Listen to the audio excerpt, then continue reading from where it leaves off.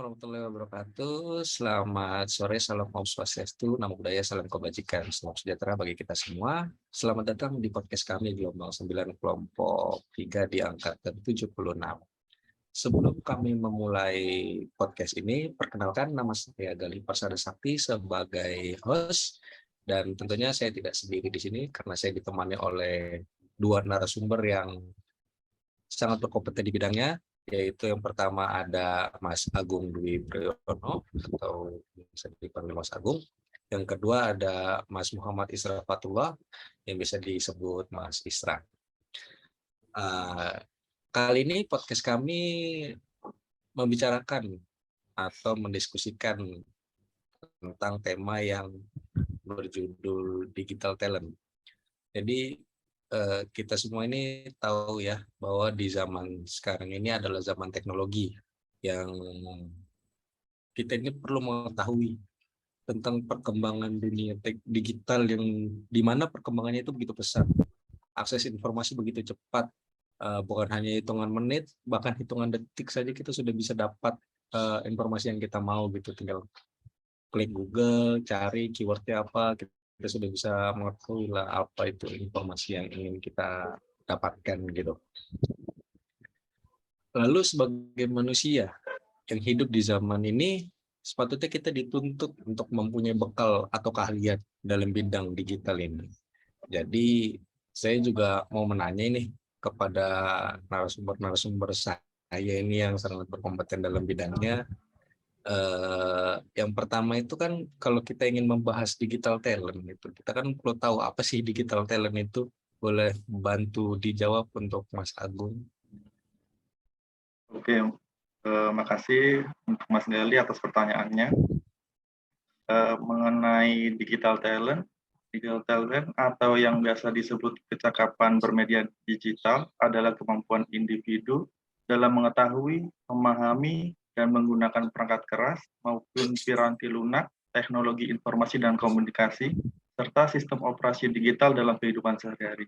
Itu sih Mas Gali. Berarti yang biasa kita gunakan mungkin seperti handphone gitu atau laptop ya Mas Agung ya, yang perangkat keras yang biasa kita gunakan sehari-hari.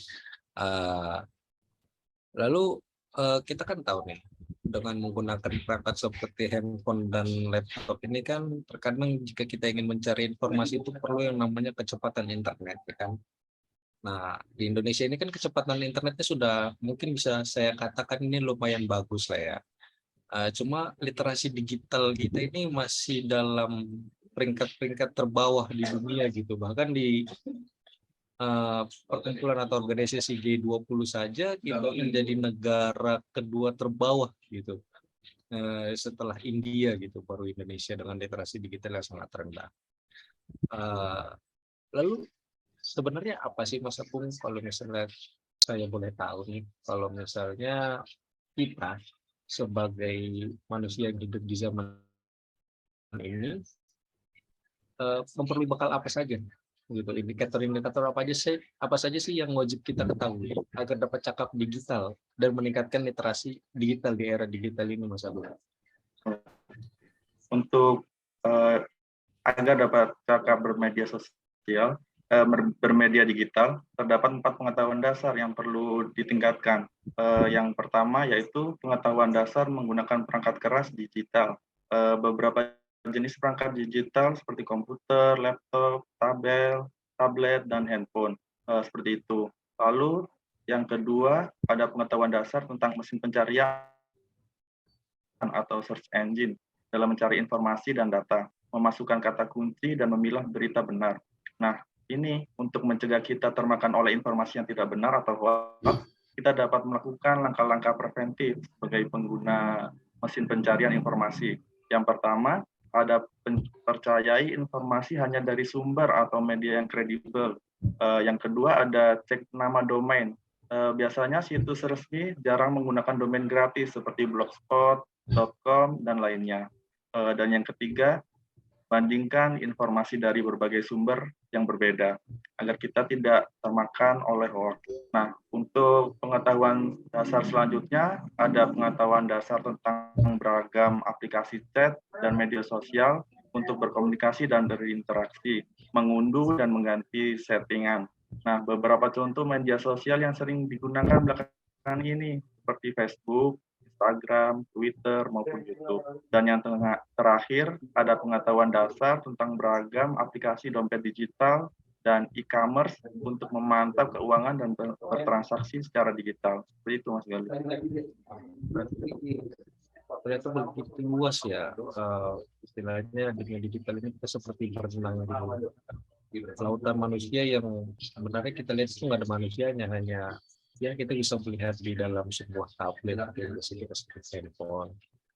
Banyak juga ya sepertinya apa sih dampak positif dan negatif ya. Mungkin positifnya kita dapat mengambil beberapa informasi yang kita perlukan, tapi negatifnya mungkin seperti di media sosial itu ya Mas Agung ya, yang bisa menggiring opini publik gitu. Nah, kita kan dari tadi sudah berbincang-bincang nih dengan Mas Agung. Kayaknya kita mau senggol dulu sebentar nih sama Mas Isra nih sepertinya. Nah, di kehidupan sehari-hari ini Mas Isra kan kita kan dalam bermasyarakat ini kan sangat kental dengan yang namanya etika gitu ya Mas Isra. Tapi kalau misalnya di dunia digital gitu atau di media digital itu sebenarnya ada nggak sih Mas tentang etika dalam bermedia gitu? Kalau etika dalam bermedia digital ataupun bermedia sosial itu sebenarnya nggak jauh beda ya sama beretika di kehidupan nyata ya. Seperti kalau misalnya kita ingin bicara sama orang lebih tua ataupun atasan kita ataupun dosen itu harus mengutamakan sopan santun ya, salam, sapa, lalu sampaikan maksud dan tujuan dan juga jangan lupa ucapkan terima kasih ya seperti itu. Hal ini harusnya udah jadi kebiasaan kita ya, karena itu adalah hal yang paling dasar beretika dalam media sosial ataupun media digital ya seperti itu.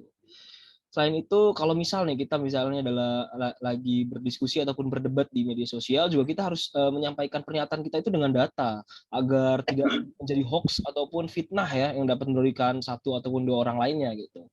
Selain itu juga kita mesti kalau misalnya dalam berdiskusi itu kita mesti memiliki tenggang rasa ya, jangan sampai merisak ataupun membuli sampai membuli orang lain seperti yang kita kenal itu sebagai cyberbullying ya. Dan ataupun lebih parahnya lagi kita sampai mengujar kebencian karena kita sebagai ASN itu dapat mencoreng kalau misalnya kita melakukan hal tersebut itu dapat mencoreng nama instansi kita ataupun nama baik ASN seperti itu. Itu hal yang harus dihindari ya. Ternyata sangat ini ya. Berarti tidak ada bedanya antara kita hidup di dunia nyata dan di dunia digital. Cuma mungkin lebih banyak jangkauannya mungkin Sista ya dalam hal bermedia digital gitu karena kan kita nggak tahu orang ini dari mana, terlalu heterogen lah banyak itu pendapat yang berbeda, sangat luas jangkauannya dari media sosial ya. Iya betul. Tapi kan dengan keberagaman ini Mas Isra, dengan keheterogenan pendapat masyarakat di dunia digital ini, bagaimana sih cara kita mengamankan diri gitu?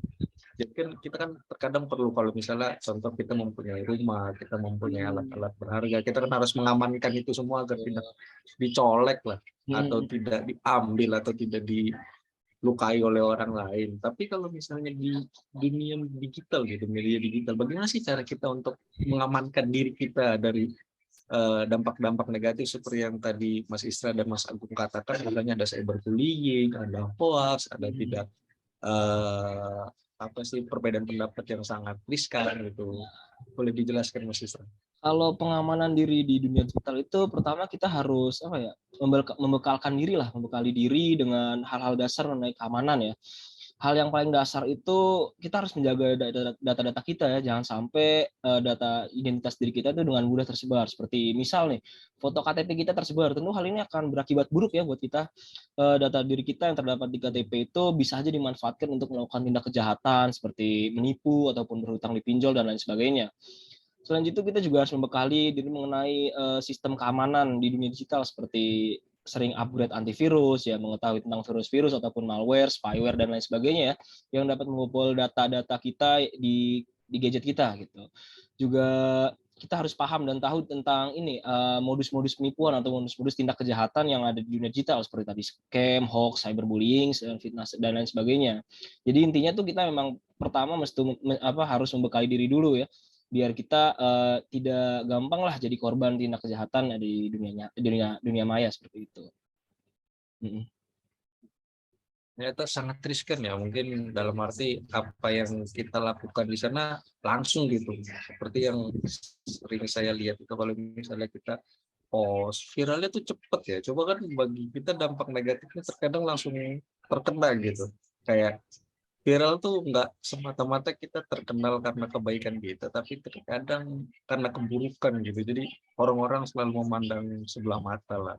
Jadi mungkin bagus juga apa yang dikatakan tadi oleh Isra. Jadi kayak pengamanan apa saja sih yang harus kita lakukan, itu yang kita harus punya bekal ya misalnya tadi. Kali Ya. diri dulu. Punya bekal dalam arti ya membekali diri dalam arti kita harus siap dalam terjun di dunia digital itu, karena sangat ringkih bagi seseorang jika tidak mempunyai bekal dan terjun di dunia digital.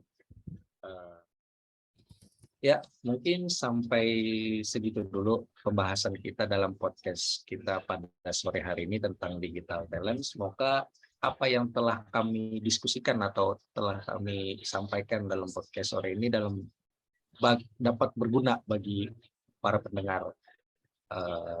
Dalam akhir kata, saya ucapkan wabillahi taufiq wal hidayah. Wassalamualaikum warahmatullahi wabarakatuh. Salam, Om Santi Santi Om, Namo Buddhaya, salam kebajikan.